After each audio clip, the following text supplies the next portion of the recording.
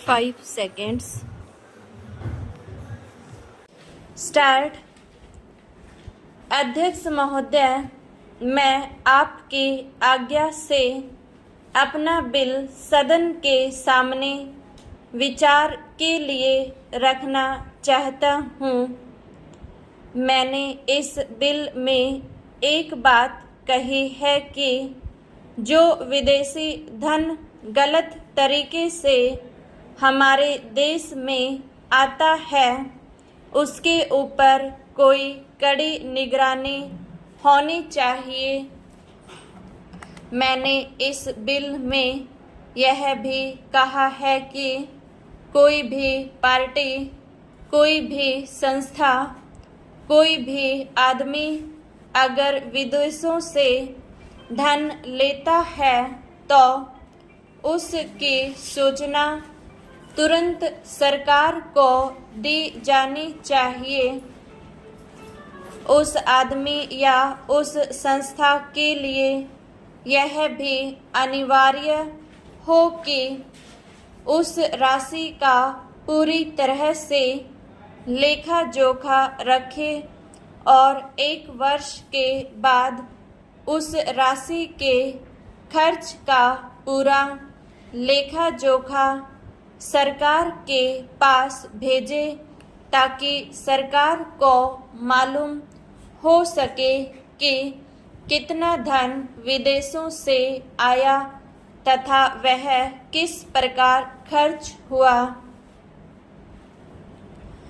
इस सदन में इस संबंध में अनेक बार बहस हो चुकी है। स्वयं गृह मंत्री जी ने यहाँ कहा था कि वह इसके संबंध में एक बिल सदन में लाएंगे, लेकिन मुझे बड़े दुख के साथ कहना पड़ता है कि 2.5 वर्ष बीत जाने के बाद भी आज तक वह बिल सदन में नहीं आया। आज अगर कोई यह कहे कि मैंने यह पैसा अमेरिका से लिया है या चीन से लिया है या अन्य देश से लिया है तो उसके ऊपर आज कोई भी मुकदमा नहीं चल सकता। आज हमारे देश में कोई कानून ऐसा नहीं है जो इस चीज पर प्रतिबंध लगा सकता हो। आज 3 बड़े बड़े देश हैं जहां से हमारे देश में पैसा आता है। कुछ पैसा अमेरिका से आता है, कुछ चीन से आता है और कुछ पाकिस्तान से आता है और छुटपुट अन्य देशों से। इस प्रकार का धन हमारे देश में कितना फैला है, अगर इसकी ओर आप ध्यान देंगे तो एक चिंताजनक स्थिति आपके सामने आकर खड़ी हो जाएगी।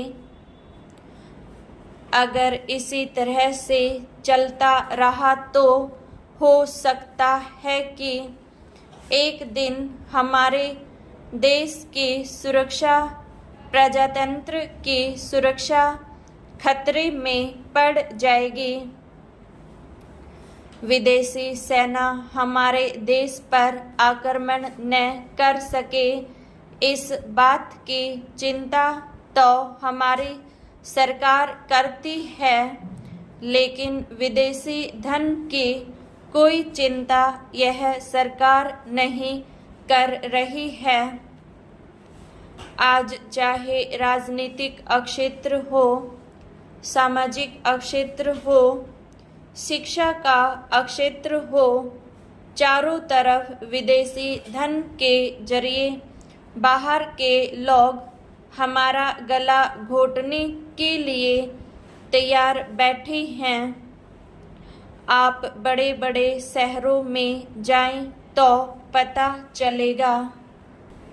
अध्यक्ष महोदय, पैसा देकर लोगों को जासूस बनाया जा रहा है। सीमा क्षेत्र में जाएं या पिछड़े क्षेत्रों में जाएं, चारों तरफ विदेशी पैसे के बल पर हमारे देश के साथ खिलवाड़ हो रहा है। इतना ही नहीं, विश्वविद्यालयों में जाएं तो वहाँ भी यही खेल खेला जा रहा है। गिरजाघरों में, मंदिरों में, मस्जिदों में विदेशी पैसे के बल पर अपना प्रभाव जमाने की कोशिश हो रही है। यह समस्या किसी एक पार्टी की नहीं है, यह राष्ट्र की समस्या है। आज सदन में वित्त मंत्रालय की मांगों पर बहस हो रही है। सरकार के हर विभाग का वित्त मंत्रालय से संबंध होता है। देश में जो प्रगति हुई है और हो रही है, उसकी काफ़ी चर्चा हुई है। जो प्रगति हुई है वह चारों ओर दिखाई पड़ रही है। कम से कम रेल विभाग में तो काफ़ी प्रगति दिखाई पड़ रही है। रेलों में अब भीड़ कम होती है। बिजली का भी काफ़ी विकास हुआ है।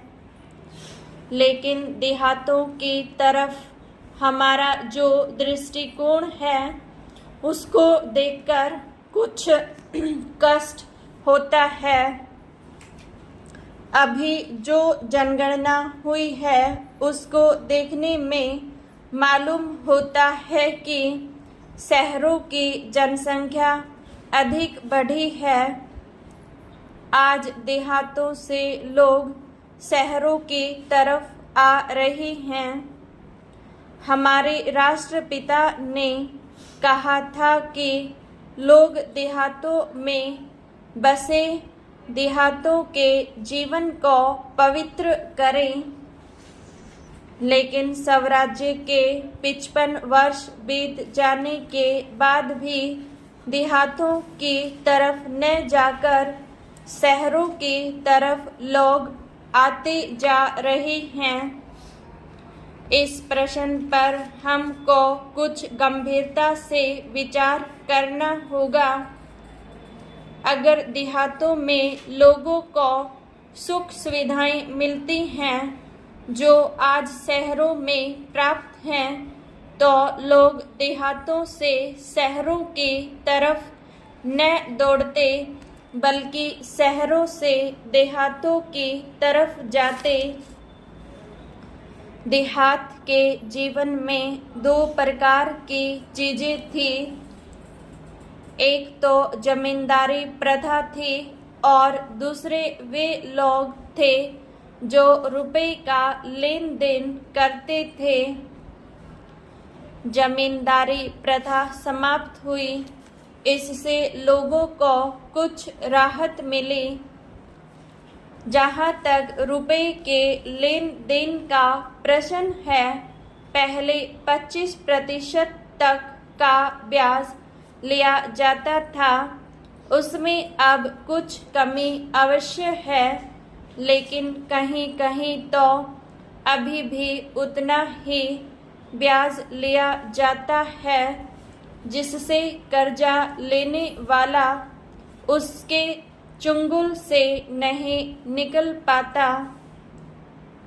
सरकार भी अब उचित दर पर कर्जा देने लगी है। इस वजह से कहीं कहीं पर साहूकारों के ब्याज की दर में कमी आई है।